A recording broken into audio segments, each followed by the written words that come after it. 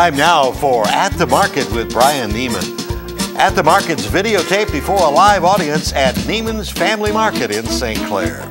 At the Market is sponsored by Fifth Third Bank, the Curious Bank, by St. John's Providence River District Hospital, Waste Management, Think Green, and St. Clair County Community Mental Health. Now let's join our host for this week's At the Market. Welcome to another edition of, what program am I doing here? Welcome to another edition of At the Market with Brian Neiman. But Brian just called me on the cell and he's on his way back from their Tawas store, and he's a little farther out than we expected he was going to be at this hour. So guess what? Uncle Paul gets to be back with Anita Kerr and with Sue from Sue's Coffee House for another go-around at this. That's right. Yeah. You guys are here to talk to us today about the wonderful things that are going on at Sue's Coffee House. We've got a salad we're going to make. We got wine we're going to talk about. So Cigars. And cigars. Let's get started. Yep. Who wants to start? Well, we're going to start with the, well, did you want to wear Brian's apron? Oh, I should. Yes, I should wear Brian's apron. I didn't know there was a prize. I won't give this to him. Let me put this on. And so what we're going to do is we're going to make a Tuscan panzanella salad. And that's all the rage right now. All of a sudden I'm seeing them in the magazines and on the cooking channels. And this is really a salad made out of fresh produce and day-old bread. Oh my God, a day-old bread. Yeah, or even older than that would be better. So if you have fresh bread and you need it to get a little stale, just let it sit out on your counter overnight. But otherwise, I always come to the day-old shelf. Just around the corner, just behind where we're shooting from.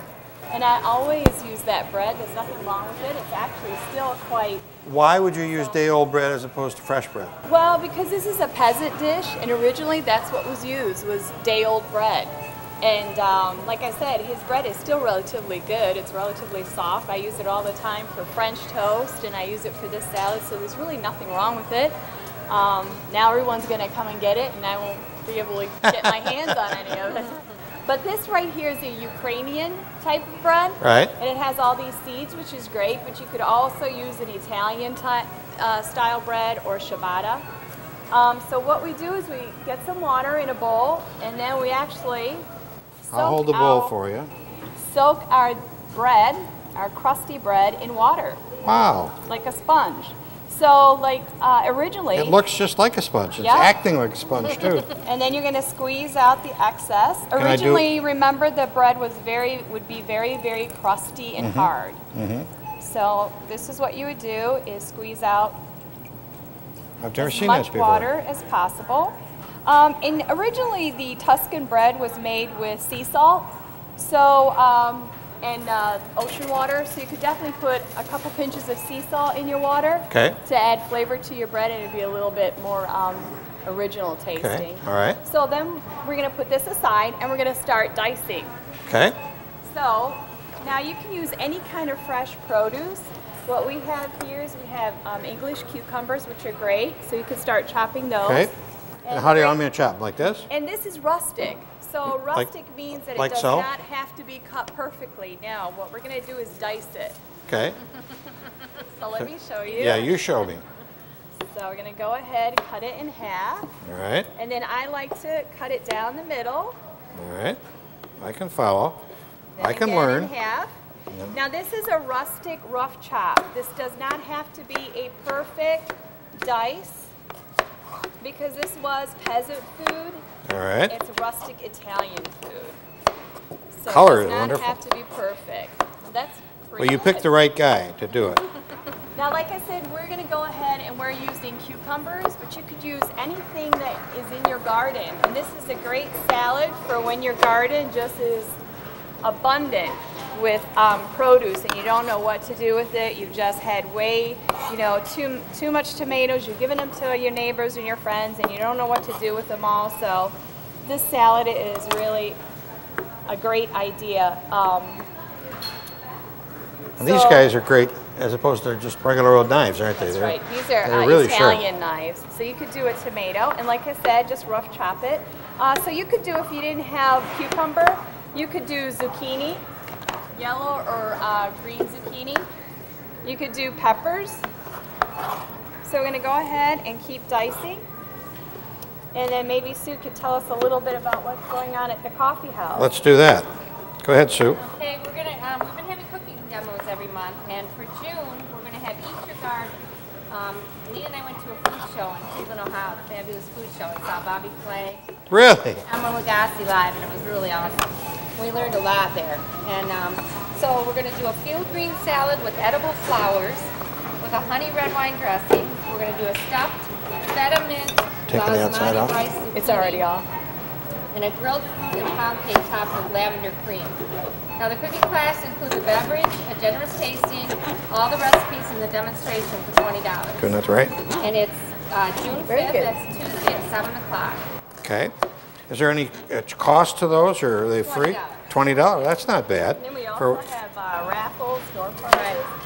It's a lot of How fun. much do you We've got want? a lot of fun ladies that come, and we've got some men that come too. So. Do they really? So the onions is are that looking enough? good, yeah. Just throw them in? Throw them in. You could do circles, you could do chopping, cubing them. It really doesn't matter. And then we're going to go ahead and add our basil. And then what I like to do is I like to give our basil a haircut with the scissors. It just makes it a lot easier. And you know, this is a rough chop. This is not a chiffonade, nothing perfect here. You could even tear the basil if you like. This is really a nice leafy fresh basil. You could use mint. Oh, You it could smells use wonderful. oregano. Yeah, it There's smells a smell great. right off it. And these are all ingredients that are easy to find if you're not growing them in your garden. And you can find them all, of course, all here at Neiman's Family Market. That's right. And how's our bread coming along? And now we're going to add our bread. Is there a length of time you should wait? No, well, of course, if the bread was super, super hard, you would want to definitely soak it for probably about an hour. Okay. You know, and then squeeze the water out. But this bread was really pretty soft. Right. So it just needed to sit in there and absorb some of the water real quick. So you want me to cut this then too? No, we're going to actually tear it. Oh, tear with it. our Oh, hands. this is even more so fun. we get to play with our food here. I won't throw any. I won't throw any. So see how easy this is? Small little pieces though. And you know, what I like to say even for my cooking classes is this recipe really is just the bones of a recipe. You could try to think out of the box and expand on this. Like I said, you could definitely do different vegetables. You could do different herbs, mint, oregano. You could do an Italian bread. You could do a raisin bread would be great with mint. And then also what you could do with this salad is once it's tossed and the dressing is made is you could top it with grilled chicken, Oh my God, grilled that sounds salmon, wonderful. or shrimp. That sounds wonderful. That's even a little bit more Yeah. of a substantial meal. And Now- it kind of makes it a little bit fancy too if you're going to have someone over. Now, are you going to try and keep the proportion of salad and bread pretty even, or is there one more than the other? Or Well, that was a that- pretty big loaf of bread. Big loaf of bread, exactly. But what's going to happen is the dressing is going to absorb this Oh, okay. bread. Okay. And this bread was really meant to be in this salad as a filler. Okay. So that when you're just eating salad, the bread kind of fills you up. That's why they used bread in the salad. Okay. So now what we're going to do is we're going to make our dressing. So we're going to... Now dressings are easy to make. I'll take this one. This goes back here. Yeah, See, I am helpful. thank you. Yeah. Dressings are easy to make. Boy, Brian, you're really missing it, buddy. Pretty much if you get the basics down, which what that is your oil and some kind of acid. Okay. And this particular acid is going to be red wine vinegar. It could be balsamic, it could be lemon juice, it could be, let's see, apple vinegar, apple Okay. cider, champagne Okay. vinegar. I mean, you know. Can we move this into the middle here? Yeah. So any type of acid that you would like. And I like to add extra virgin olive oil, Okay. always. And then we're going to go ahead and use our red wine vinegar. Now it depends, usually the ratio is 2 to 1 on the oil and on the vinegar. So we're going to mix this up. And again, these are products that you can get at any grocery store. Yep, You don't have to go to a specialty shop or anything like that to... right. Yeah, this is pretty easy. I mean, now you can find any of this stuff in your market. Then of course, salt and pepper. And then normally what we like to do is make sure that this is all emulsified, which just means that you're mixing the olive oil and the vinegar together. Multiplied. Emulsified. Okay. Oh, emulsified, okay. Yeah. And if it doesn't, if you see that it separates, just add a couple tablespoons of hot water and it'll bring it all together. Okay. But it's not the end of the world, you know, because you're going to mix it in there and it's all going to get absorbed. And then what we like to do is add a couple tablespoons of sugar. Now I know that's not in the recipe, but I normally like to do that with tomatoes and some kind of vinaigrette that you're going to top it with, because our tomatoes right now are not at the sweetest. So this just kind of makes it... Adds just that a little extra. Yeah. You could definitely add some mustard to this, honey mustard. You could even add honey to this instead of sugar to sweeten it up. So and then we're going to toss it with our dressing. Ooh, that looks great. Now this, you're going to want to make this either in the morning. Yeah. You're either going to want to make this in the morning, or you could definitely make this salad a day ahead. The longer it sits, the better. Look at that green coming out, a little bit of onions in there, tomatoes. That really looks great. Now, couldn't you just see some salmon with this? Oh yeah, or chicken on top. Shrimp. Yep. You're making me very hungry. That's good. And look how pretty this is. Yeah, it really is. It does look great. And simple. So this Tuscan panzella salad, huh? Panzanella. Panzanella. Day-old bread and lightly moistened. It's really a simple thing to do. Cucumbers, peeled tomatoes, basil leaves, red onions, olive oil and vinegar, salt and pepper. It's just a simple recipe. Simple recipe. Yeah. And then, like I said, I went ahead and grilled some shrimp ahead of time. I'll bring it back here a little bit. Now you can either serve this individually or on a big platter. Wow, that really looks pretty. Even as a side salad, this would be nice with some barbecued ribs or chicken. Okay, so you went ahead and you did some shrimp ahead of time. Yeah. For the benefit of the television audience. That's right. Oh, So look we at would that. top this off with some shrimp. Oop, we lost a little one there. We'll put her back on. And then, of course, edible chive flour would be really Oh, pretty on there you go, right on the top. Yeah. So there you go. Okay. Well, we should take a break and let everybody sample this. Yes. Let's talk more about Sue's Coffee House. Give us the hours and location in case they're tuning in and they've never been to Sue's Coffee House. Where are you at? Okay, we're right across the river, 201 North Riverside, right in the Riverview Mall, River Plaza. And our hours are Monday through Friday, 7 o'clock in the morning till 9 during the week. And Lots of hours. 11 on Friday and Saturday, 8 to 5 on Sunday. And you've got some beautiful outside patio that people are using Right. all the time. Even in the winter they use it. That's They correct. love that patio. Yeah. And you've got great donuts and great bagels. Right. And we brought some of our wine over here. Oh yes, let's talk about the wine and the cigars. Our Talk- license is such that we can just sell what we make. So Okay. we make the wine, we make the You beer. make your own wine there? Right. And tell me about the wine. Why should I come and sample some of your wine? Because it's really good wine and it's not very costly. Okay. And it's made right in-house. Right. Okay. And you have a sampling room there? Yes, we do. Okay. What kinds of different wines Oh, we do have you Cabernet, we have a Blush, we have a Chardonnay, we have a Raspberry Merlot that's really popular. Okay. And we also have the cigars with the Man Okay. Cave Lounge for the men. There is a man cave, man cave lounge. I am not a cigar smoker, but why? Talk to me about these cigars. Oh, we have a huge variety. There's people that come up from Detroit, Royal Oak. They can't imagine, that we would have all those. So it's a really neat place to watch a football game or a basketball game. Or watch the boats go by and Right. have a big cigar. Okay. Right. Well, that's Sue's Coffee House. You've got numbers of reasons to go to Sue's, and we're going to take a short break and let the camera crew and the audience sample some of this wonderful food, and then we'll be back with some gentlemen who I think are going to be very, very interesting. They are the 15th Michigan Volunteer Infantry Company B, and they're going to be marching in they're reenactors, and they're going to be marching in the Memorial Day Parade in Marine City. Jesse White from the VFW there is going to be along. We'll talk to them in just a second. Challenge the clock. Challenge trends. Challenge gravity. Challenge expectations. Challenge world records.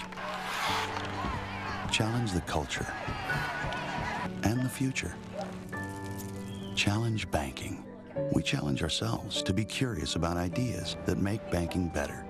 We're Fifth Third Bank, the curious bank.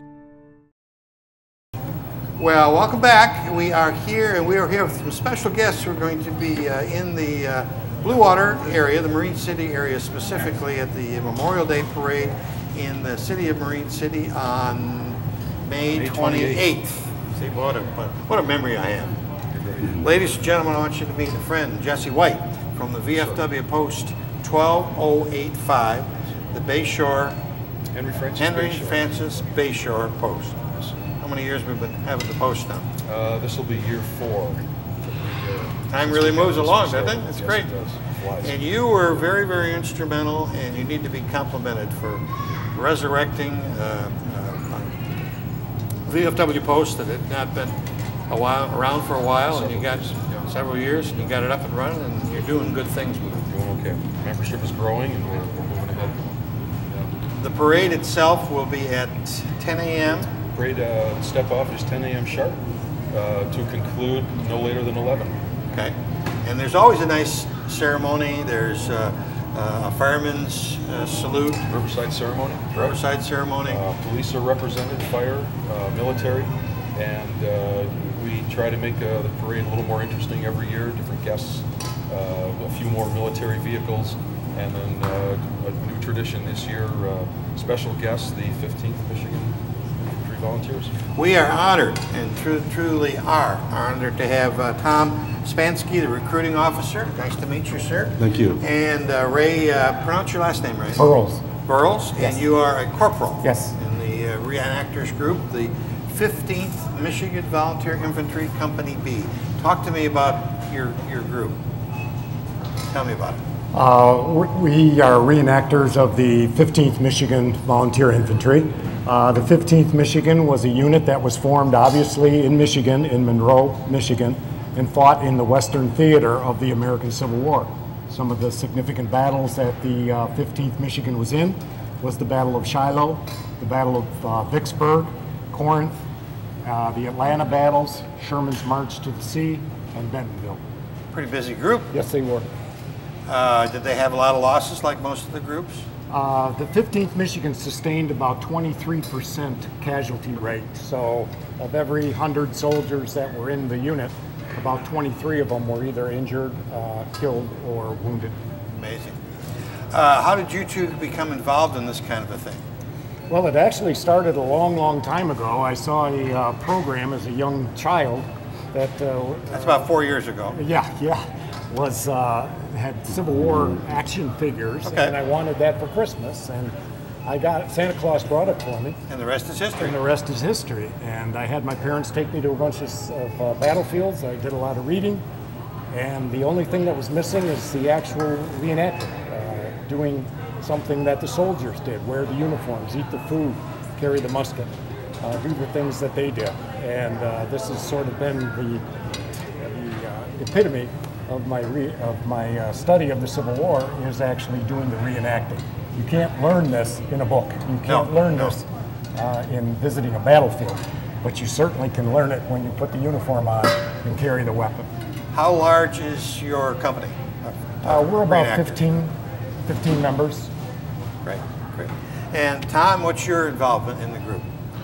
Well, I was always real into American history. A lot of family served in the military, and in 2006, on my way to Washington, D.C., I decided to stop in Gettysburg, Pennsylvania, and the rest is history. I was just so wrapped up in it that before I left that town, I was definitely a different person. So I started looking up reenactment groups, and I fell in with the 15th Michigan. Actually, we kind of formed it all together. Nobody was replicating the 15th, and we did that, and very honored to do that. Can you describe the uniforms you have on?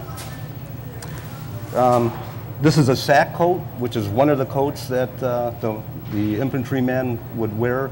Some wore frock coats, which were early on in the war, and then they changed to this. It was a little bit better. The frock coats went down a little bit longer. Then they had what they call a shell jacket, which is a shorter version that usually the artillery crews would wear.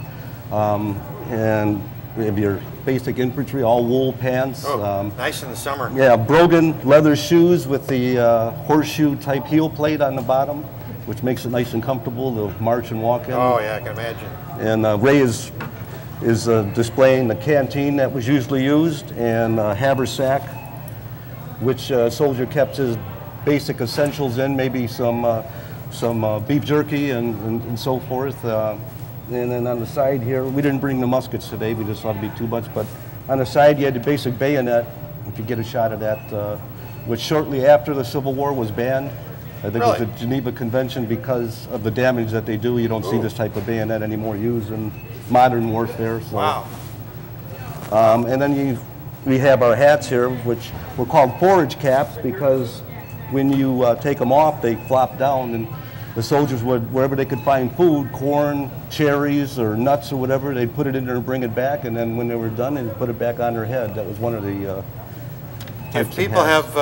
want to get further information, they can go to www.15 for 15thmichigan.us. That's 15th Michigan.us. Is that the way you pronounce it? www.15thmichigan.us is our website. You can also find us on Facebook at 15th Michigan. And we're always looking to recruit new members. If there's anybody out there in the TV audience that wants to become a Civil War reenactor, they can get a hold of us at those sites, and we'd be more than happy to welcome you into the hobby. And we're going to see a lot of you this summer. As we said, the 28th of May in Marine City for the Memorial Day Parade, the 9th and 10th of June in Lexington Civil War Days, 24th of June, New Baltimore Bay-O-Rama Parade. You guys are busy. And I'm just picking the ones that are in our area. Chesterfield, Michigan, 11th and 12th of August, the Living History and Skirmishes. That sounds like a big deal.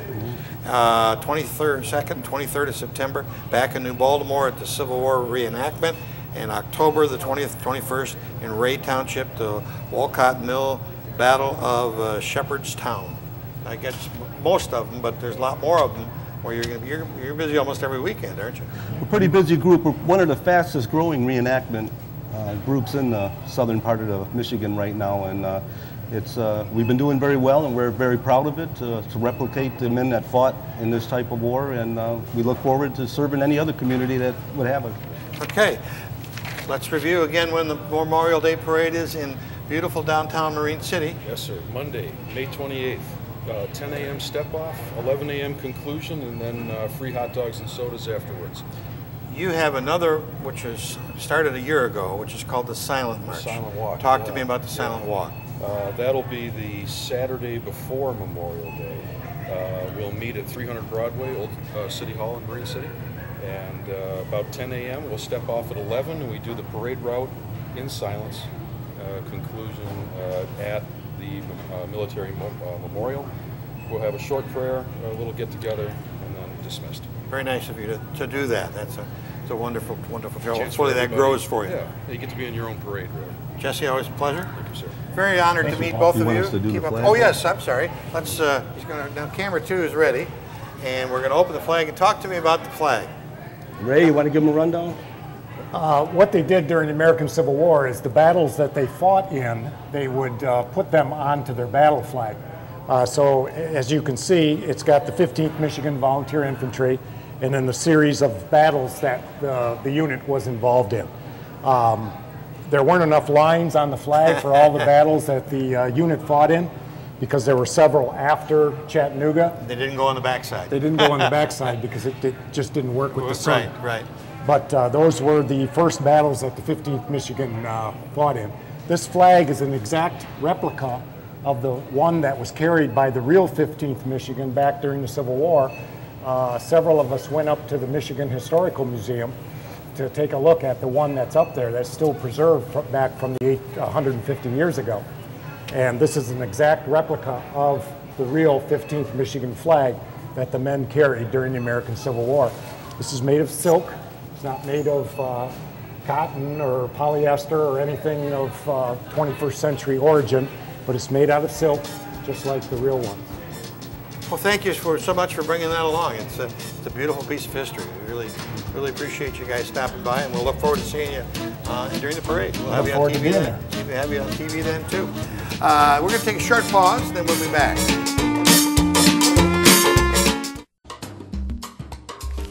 Aligning your company's economic goals with its environmental ones can be a challenge. There are many sides to consider. As North America's leading environmental solutions company, Waste Management works with you to rethink your resources, minimize your waste, and achieve your green goals all the way around. To learn more, go to thinkgreen.com. She's with us because of them. They let us keep our daughter. St. John Providence Health System is a center of excellence for cancer care. Using a multidisciplinary approach, there's a whole team of people who are going to work together to care for you. Because lymphoma doesn't have boundaries. I felt very comfortable that I could ask him anything. We use everything from robotic surgery to high-powered argon beams for our patients with gynecologic cancers. We will do everything we can, medically, spiritually, and emotionally. They take care of your whole person, body, mind, and spirit. After doing research, I discovered that he was a world-renowned cancer specialist. He treated me like I was his daughter. You never want to hear the word cancer. But you need to know. If you do, know that we never stop fighting for you. Visit stjohnprovidence.org. A passion for healing. Returning next week. Fortunately for Sue and Sue's Coffee House and Anita, they had to put up with me today, but Brian has to make it up to all of us, doesn't he? We're all shaking their heads over there. Brian Neiman, that's your warning.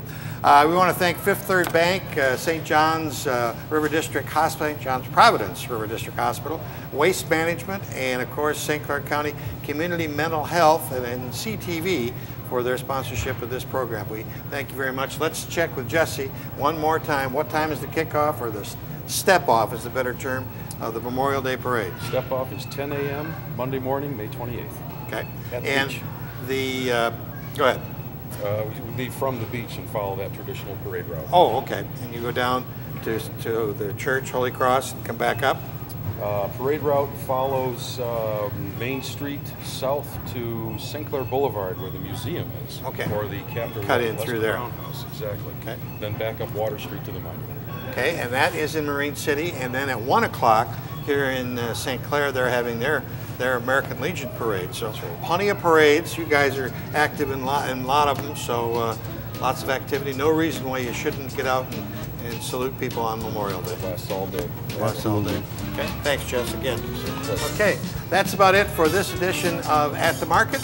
Until next week, when Brian Neiman returns, I'm Paul Dingman. Thanks for watching. Join us again next week for At the Market with Brian Neiman, videotaped live before an audience at Neiman's Family Market in St. Clair. At the Market is brought to you by Fifth Third Bank, the Curious Bank, by St. John Providence River District Hospital, Waste Management, St. Clair County Community Mental Health, and by CTV Community TV for Marine City and St. Clair.